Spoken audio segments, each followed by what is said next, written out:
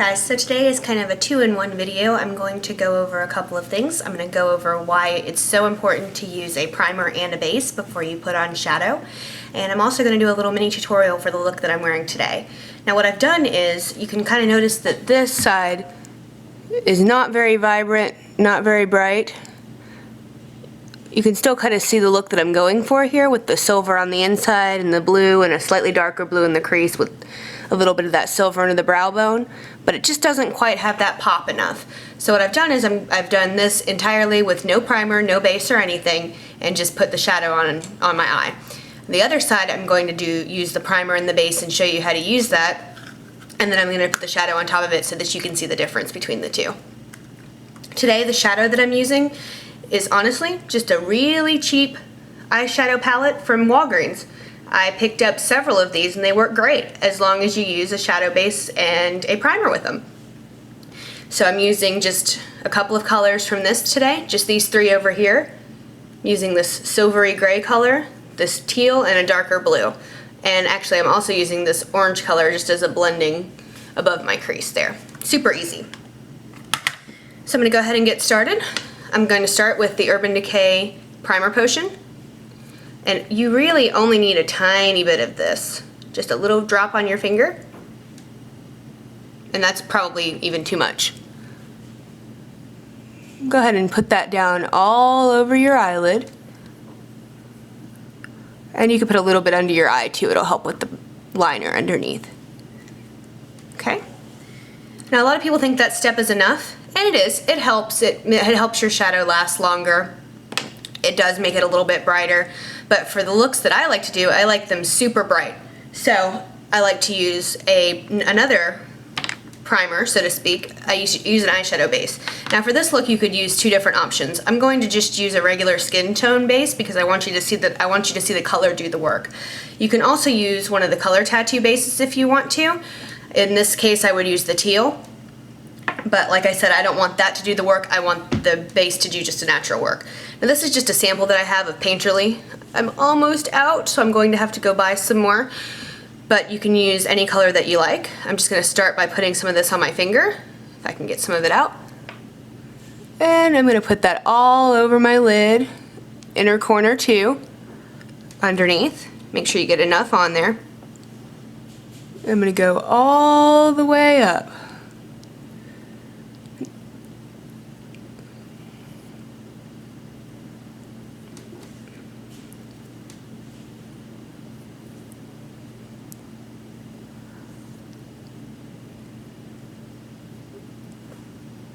And you can see it's just skin toned.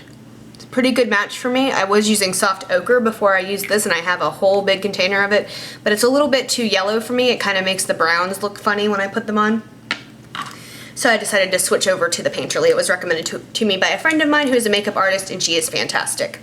So first step here, I'm going to start with just the highlight in the inner corner. I like to do that first. I mentioned that on my Facebook page not too long ago. I like to do that first because I feel like if you put the lighter color in first, you can blend the darker colors into it. So I'm going to go right into this light, kind of shimmery silver shade right here with my angled brush. And I'm going to lay that down right there on the inner corner.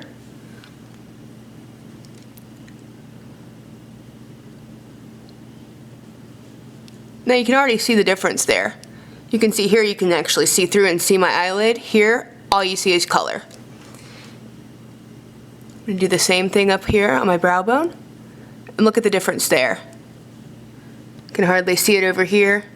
Really pops over here. And this is, guys, this is a 99-cent palette from Walgreens. Okay?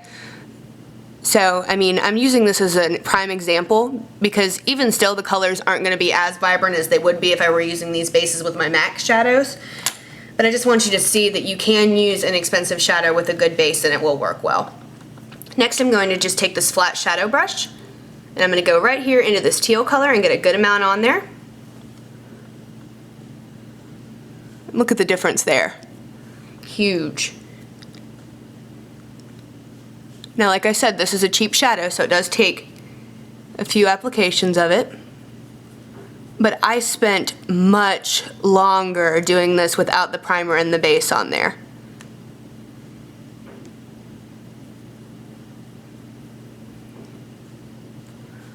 Look how much more blue that looks. I mean, huge difference. And I actually went over the other side a lot more times.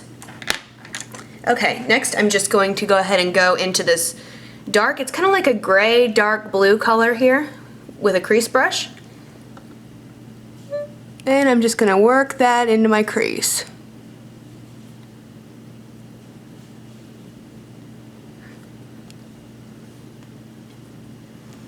Now because I've used the paint pot all the way up, you can see how much darker it looks. I didn't just use it on my lid, I used it all the way. So you can see the big difference that it makes there in my crease, how much more that's defined than this side. I mean, look at those colors.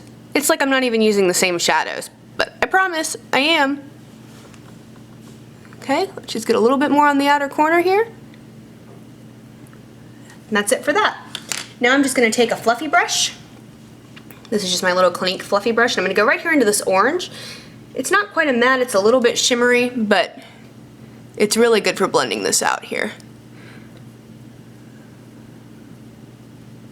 And I blend both of these two colors together. That's kind of the goal you're looking for here. It's just to give yourself some soft edges.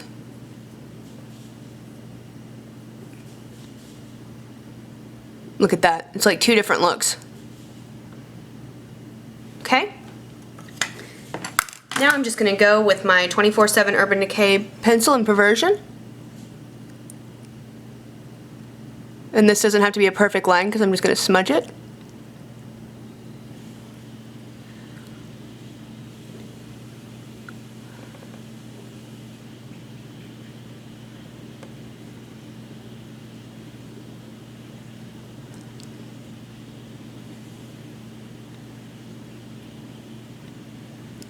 Okay. Now I'll take my multi-purpose pencil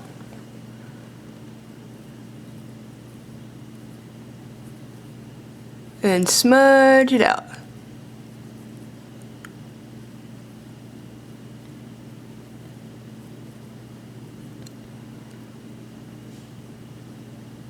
Sometimes I take my liner all the way to the inner corners of my eyes, sometimes I don't.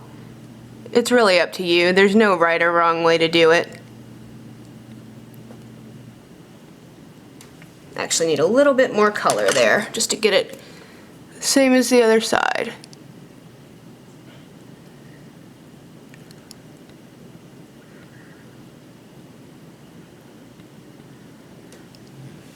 Okay. Now I'm going to use my Urban Decay Supercurl Curling Mascara. One of my favorite mascaras.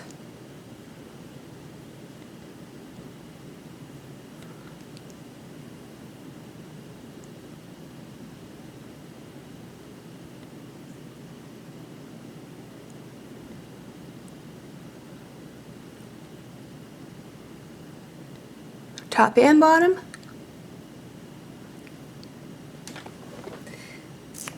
And that's it. And even from back here you can see the difference between the two eyes. This one is a lot brighter, a lot bolder colors, and this one is already almost completely faded away.